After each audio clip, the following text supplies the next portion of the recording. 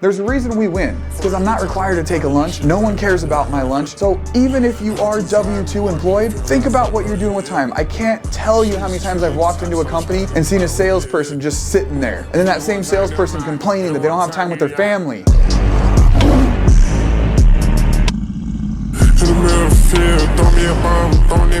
All right, let's get on with module 4. In this module, we're gonna cover planning and scheduling our days, weeks, and months to really dial in our schedule, to know exactly what we're doing, to become machine-like, because we want to eliminate the need to think. We want to eliminate the need to be able to fill, blank area in our schedule with a bunch of crap. You want to keep your schedule tight and you want to stick to it, because the closer you get to that, the less you'll actually have to waste energy thinking about what to do, trying to keep yourself busy, wondering if, this is gonna work or that's gonna work. You gotta have measurable results. So we're gonna lock down our time. So on this one here, we're just gonna talk about our daily freaking schedule. It's easy. We're gonna use a time blocking method. You're typically gonna wanna do this the night before. So that might be in down here. We'll kind of discuss where we're gonna put that, but you probably wanna be doing this the night before, or maybe right before you leave work while you're still at the office if you kind of like the quiet time or whatnot. But you're gonna wanna do it the day before, because the morning of, you don't wanna start off your day by trying to figure out what you're gonna do for the day. You wanna start off the day running. When you have energy, when you're hot, when you're ready to go, when things are driving, that's when you wanna put in the work. So here's what a time block looks like. It's fairly simple, and the more detailed you are, the better. I wouldn't go anything under than 15-minute segments, and I wouldn't go anything over really 30 minutes. So either do 15-minute breaks or 30-minute breaks, depending on where you want. So here's a hypothetical one. This is how detailed at minimum it needs to be. So 5 a.m., the alarm goes off. Bam, that's really quick. Now, you see here, I have a little bit of a gap between 5 and 5:15. If you pretty much know, you get up, you do your thing, you brush your teeth, whatever, like you don't have to put that in there. You definitely can, but don't have too many dang spaces. I might even back this up to 5 a.m. where it just says read and journal, and then I'm just gonna assume that. But I put 5:15 to 5:45, read a little bit, journal, whatever your morning routine looks like, 6 to 7, so you see another 15-minute gap here. That's gonna be the drive time, something goofy like that. But 6 a.m. to 7 a.m. is your gym time. Bam, you're in there, you're smashing weights, you're getting going. 7 to 8, that's gonna be get ready and drive. What does that mean? Get ready to go to work for the day and drive your butt there. So I gave myself a whole hour. That's gonna be a shower, that's gonna be eating, a protein shake, doing your hair, like whatever it is, maybe your makeup. You want to get that stuff in there because you want to be able to identify how much time you're spending in each activity. A lot of times you might be doing something that you don't even realize is costing you so much time, and you could shorten it or eliminate it. Like food prep to me was huge. You could get it all done at once, eat it all week. It saves so much time from thinking about what you're gonna eat, maybe going out, wasting time. Like meal prepping was huge. So from 7 to 8, that's the get ready and drive. Then we have that 8 to 9:30. For me, I always like to get to the office before anybody else, because it gives me a little bit of time before,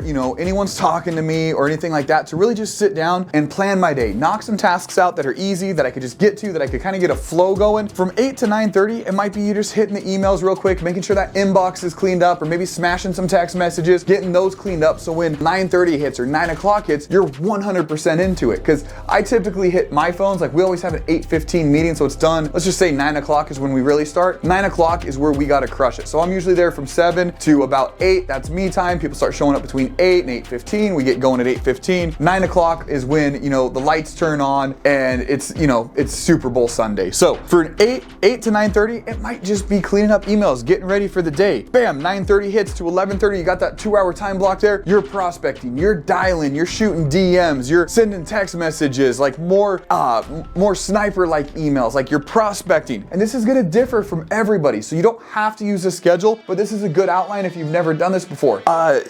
You're gonna have an 11:30 to 12, right? We just prospected for a couple hours. 11:30 hits to 12. I'm gonna eat lunch. I'm gonna read. Realistically, my lunch, I need to get better at it, but I schedule it in for about 5 to 10 minutes tops. I should maybe make it 20, because I usually do take a little bit longer, especially if I'm on a phone call and it moves around. But you don't have to have a 30-minute lunch. You don't have to have an hour lunch. I know, some of your companies, HR, this and that, whatever your excuse is, I've never seen an HR company get pissed off, or I've never seen an HR person get pissed off because you decide to go read a book in the lunchroom, or maybe you got a little spreadsheet that you're working on, or 9 times out of 10, you're just working at your desk. I'm not saying violate anything, but what I'm saying is an hour lunch? Are you kidding kidding? Well, but I've got to take it. Okay, good. Then get some reading done so you're not reading instead of your kids. Sorry, little tangent there. But there's a reason we win. It's because I'm not required to take a lunch. No one cares about my lunch, and I'm self-employed. So even if you are W-2 employed, think about what you're doing with time. I can't tell you how many times I've walked into a company and seen a salesperson just sitting there, and then that same salesperson complaining that they don't have time with their family. Doesn't make sense. So get your lunch dialed. Like that's just an area that you can cut back. So 12 o'clock, done with lunch.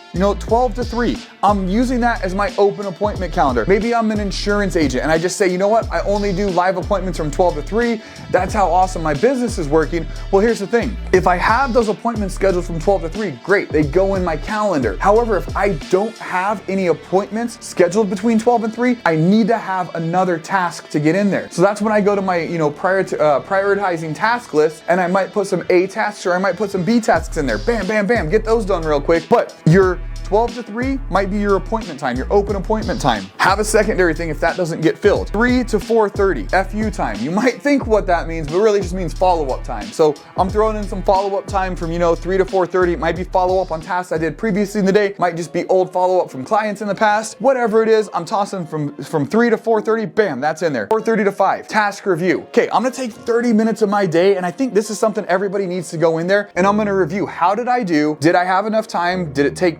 was it too much time? Could have I done more? Did I need to adjust? I'm gonna review that for everything, so when I set my task the next day, and this might be a good time to add another 15 minutes to this block and, set your tasks for tomorrow or set your time block for tomorrow, but I need to review it, because if I'm just doing stuff to do stuff and I'm not measuring the outcome, it's absolute insanity. We've got to measure the outcome. So we're going to review our tasks. 5 to 6:30, I might hit some second hit phone calls. People who said, hey, can you call me back later? Didn't answer. I'm gonna burn through them. 7 to 8:30, I've got family time, dinner, we're gonna play a game. Yes, I highly recommend you schedule your family into your time, because that time will become a lot more important and focused if it's scheduled. If you're trying to weasel your family in, a lot of people are like, well, I don't schedule my family. That's not what you do with families. So you're telling me your business is more important than your family? That doesn't even make sense. Put your family on your schedule, because you owe them the time that you promised them, and make it as important as your business.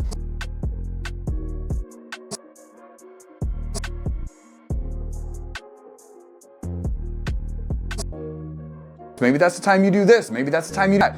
This is your time. But when you start to operate machine like and you eliminate the need to even think about what's going on, you will become freaking deadly. You will become conscious with your time, and you will pick what you do. 10:30, get to bed, get ready to start it again.